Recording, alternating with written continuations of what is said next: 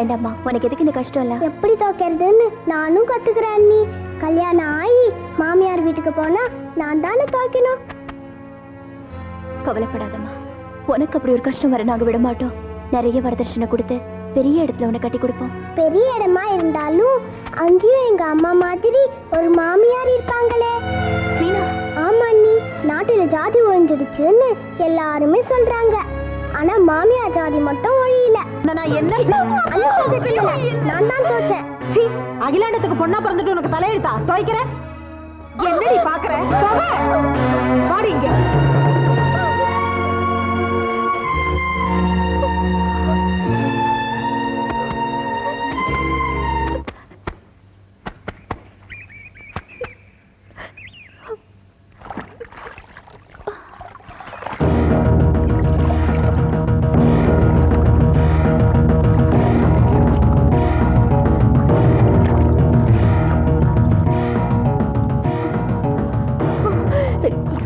பாக்குறீங்க?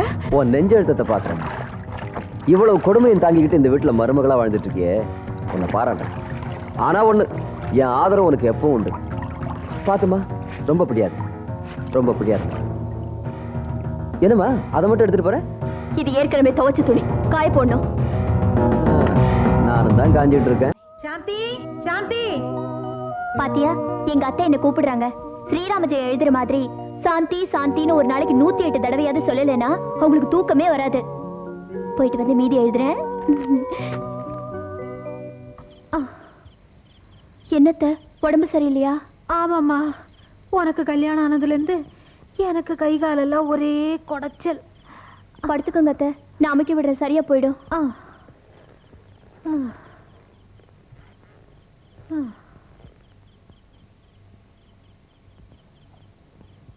என்னடி பிடிக்கிற? என்னமோ வீணை வாசிக்கிற மாதிரி தடவுற. நல்லா அழுத்தி பிடி. நல்லா அழுத்தித்தான் அத்தை பிடிக்கிறேன். என்னது? அப்ப நான் போய் சொல்றேனா? இல்லத்த, வந்து பயப்படுறத பாரு, பச்சை குழந்தையாட்டம். இப்படி நடிச்சு நடிச்சுதானேடி என் பையனை பிடிச்சு முந்தானையில முடிஞ்சுக்கிட்ட கைகாரி. உன்ன அத்தை, உங்க அப்பனும் நானும் ஒட்டி பிறந்த ரெட்டை குழந்தைங்களாக்கும். அத்தை, என் பிள்ளைக்கு லட்ச லட்சமா வரதட்சணையோட பொண்ணு கொடுக்கறதுக்கு அவன் கியூல நின்னானுங்க. பரதேசி, என் தலையெடுத்து மருமகளா நீ வந்து வாச்ச. என்னத்த சொல்றீங்க? உங்க அப்பா ஒரு சோசியக்காரன் இல்லையா? அவன் பாசையில சொல்ல போனா என் பையனுக்கு சுக்கிரதசை அடிக்குன்னு நினைச்சேன். கடைசியில 7 நாட்டு சனி 7 கூடமா புடிச்சுக்கிச்சு. என்னடி பாக்குற? ஏய், விரல்ல நெட்டி அடி.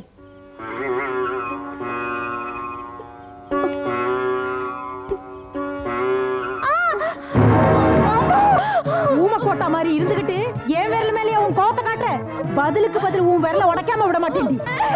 என்ன யாரு நினைச்சடி நீ? ஜாக்கிரதை. சக்தி, நான் நினைச்சபடி மாமியார் வீடு தெய்வம் வாடுற கோயில் இல்ல. நீ சொன்ன மாதிரி புலி பதுங்கி இருக்கிற காடுதான். எந்த நேரத்திலையும் அந்த புலி என்ன கடிச்சு கொதறலாம்.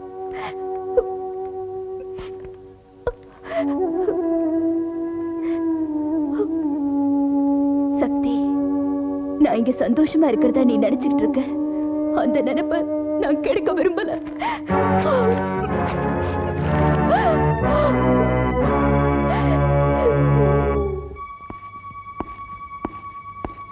அம்மா, என்னம்மா ஒரு மாதிரியா இருக்கிற? ஒண்ணும் இல்லப்பா, என் ஃப்ரெண்ட் சாந்தி கல்யாணம் ஆகி போனதுல இருந்து ஒரு லெட்டர் கூட போடலப்பா. லெட்டர் போடாதது அவ தப்பு இல்லம்மா. கல்யாணம் ஆயிட்டா எல்லா பொண்ணுங்களும் அப்படித்தான். என்னப்பா சொல்றீங்க? ஆமாம்மா, உனக்கு வேற வேலை இல்ல, அவளையே நினைச்சுக்கிட்டு இருக்கிற. ஆனா அவ புருஷனையே நினைச்சுக்கிட்டு இருக்கா. அவனுக்கு பணிவிடைகள் செஞ்சுக்கிட்டு இருப்பா. அப்பா, அம்மா, கல்யாணங்கிறது ஒரு பொண்ணுக்கு வாழ்க்கையில முக்கியமான திருப்பம். அதனாலதான் அடிக்கடி. ஆரம்பிச்சிட்டீங்களா? எனக்கு கல்யாணம் வேணா பேசாம விட்டுருங்களேன். சும்மா சும்மா அதையே சொல்லிக்கிட்டு. அப்பா, எனக்கு சாந்தியை பார்க்கணும் போல இருக்குப்பா. அவ எப்படி இருக்காளோ என்னமோ. நான் போய் அவளை ஒரு தடவை பார்த்துட்டு வந்துடுறேன்ப்பா. ஆமா, சாந்தி எங்க? பாவம், படிச்ச பொண்ணு, பட்டணத்துல இருந்து வந்தவ. சீக்கிரம் எழுந்திருச்சு இந்த பட்டிக்காட்டுல என்ன பண்ண போகுது? அதுதான் இஷ்டத்துக்கு தூங்கட்டும்னு விட்டுட்டேன். ஓஹோ, இன்னும் அந்த அம்மாக்கு விடியலையா? உங்க செல்ல மருமக எப்பதான் பள்ளியறை விட்டு வெளியே வருவாங்க? நான் வேணா போய் கூட்டு வரட்டா? நீ இங்கே இருமா, நீ போய் சாந்தியை கூட்டிட்டு வா. நானே போறேன். நாம 2 பேரும் கொஞ்ச நேரம் மனசு விட்டு பேசுவோமா? இந்த மூதேவியை நான் எப்ப கல்யாணம் பண்ணினேன்னு தெரியுமோ? எந்த உதவிய? இப்ப உருண்டுகிட்டே உள்ள போச்சே. ஐயோ, ஆ. இந்தாடி 10 பாத்திரம் தேய்ச்சி கிழிச்சது போதும். உன் சேதி சக்தி வந்திருக்கா. எந்திரிச்சு வா. எனக்கு சக்தி வந்திருக்காளா? நில்லுடி. சிநேகிதி வந்திருக்கான்னு சொன்ன உடனே ரெக்க கட்டி பறக்குறியே. இந்த கோலத்தோட அசோகவனத்து சீதை மாதிரி அவன் முன்னால போய் நிக்க போறியா? கவலைப்படாதீங்க அத்தை, இங்க நடந்தது எதையும் என் ஃப்ரெண்டு கிட்ட சொல்ல மாட்டேன். உன் வாய் சொல்லலைனாலும் நீ இங்க வேலை செஞ்சேன்னு உன் கரிமூஞ்சிய காட்டி கொடுத்துரும். போய் தலைய சீவிட்டு மூஞ்சி அலம்பிட்டு நல்ல புடவையா கட்டிட்டு வா. பாரு, அங்க ஏதாவது ஜாட மாடையா சொல்ல பார்த்த கழுத்தை நெரிச்சு கொண்டுடுவேன். ஜாகிரதை.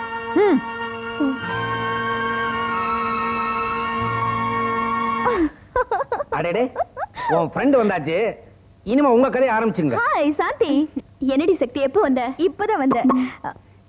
என் பையன் பிறந்த கதை உனக்கு தெரியாதே. ஐயோ அங்கிள் சரி வேண்டாம். சரி, நான் இன்னைக்காவது குளிச்சிட்டு எரும மாட்டை தேய்ச்சி குளிப்பாட்டிட்டு வந்துடுறேன். நீங்க பேசிக்கிட்டு இருங்க. உட்காரு. என்னடி அம்மா மகாராணி, 8 மணி வரைக்கும் உனக்கு தூக்கமா? இந்த ராஜபோகத்துல எங்க ஞாபகம் உனக்கு எங்க இருக்க போகுது? எதுக்குடி? அது சரி, என்னதான் உங்க அத்தை உன்னை தரையில விடாம தாங்கிட்டு இருந்தாலும் இப்படியா? பிறந்த வீட்டையும் மறந்துட்ட, பிறந்த நாளையும் மறந்துட்ட. ஆமா, இன்னைக்கு எனக்கு பிறந்த நாள் இல்ல. இப்போ அது ஞாபகம் வந்ததே. இந்தா, many many happy returns of the day. என்னது, சாந்திக்கு இன்னைக்கு பிறந்த நாளா? சொல்லவே இல்லையே. முன்னாலேயே தெரிஞ்சிருந்தா இந்நேரம் வீட்டுல விழாவே கொண்டாடி இருப்பேன்.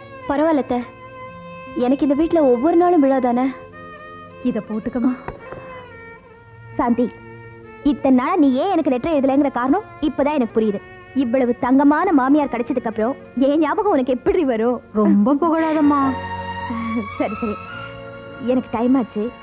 சாந்தி, உன்னையும் உன் அதிர்ஷ்டத்தையும் நான் பார்த்துட்டேன். அந்த சந்தோஷத்திலையும் நிம்மதியிலையும் நான் கிளம்புறேன். வரேன் வரேன் ஆண்டி. மகராசியா போயிட்டு வாமா. ஏய், என்னடி சிநேகிதிய பார்த்த சந்தோஷமா? கேட்டுடி. பாத்திரம் கிடக்குது, போயிட்டே. டேய், என்னடா அது? இப்ப டல்லா உட்கார்ந்திருக்க? இங்க பாரு, பக்கத்து தியேட்டர்ல ஃபர்ஸ்ட் கிளாஸ் இங்கிலீஷ் படம் ஒன்னு ரிலீஸ் ஆயிருக்கு. வா, நைட் ஷோக்கு போலாம். அதுல வர கதாநாயகி ஞாபகம் மறந்து கேரக்டர். அதுல பாரு, ஒரு சீன்ல கதாநாயகி ட்ரெஸ் போடுறதையே மறந்துடுறாளாம். டேய், வீட்டை விட்டு வந்து 1 மாசம் ஆகுது. ஒய்ஃபை பத்தி நினைக்காம உன்னால எப்படி இவ்வளவு ஜாலியா இருக்க முடியுது? ஐயோ, இங்கிலீஷ் படத்துல வர்ற வெள்ளக்காரியை பத்தி கற்பனை பண்ணிக்கிட்டு இருந்தேன். வீட்டுக்காரி ஞாபகப்படுத்தி மூடைய ஸ்பாயில் பண்ணிட்டியாடா. போச்சு. டேய், எனக்கு என் ஒய்ஃபை பத்தி நினைச்சா தான் மூடே வரும். உனக்கு என்ன மூட் அவுட் ஆகுது? இதுல இருந்து தெரியலையாடா என் ஒய்ஃப் எப்படிப்பட்ட கேரக்டர்னு? போனது விடிஞ்சா போதும். எங்க அம்மாவுக்கு என் ஒய்ஃபுக்கு ஒரே சண்டை. அது வந்து தப்பிக்கத்தான் நான் இங்க வந்திருக்கேன். ஆனா எங்க வீட்டுல கதையே வேறடா. எங்க அம்மாவும் ஒய்ஃபும் தாயும் மகளும் போல. அவ்வளவு பாசம்.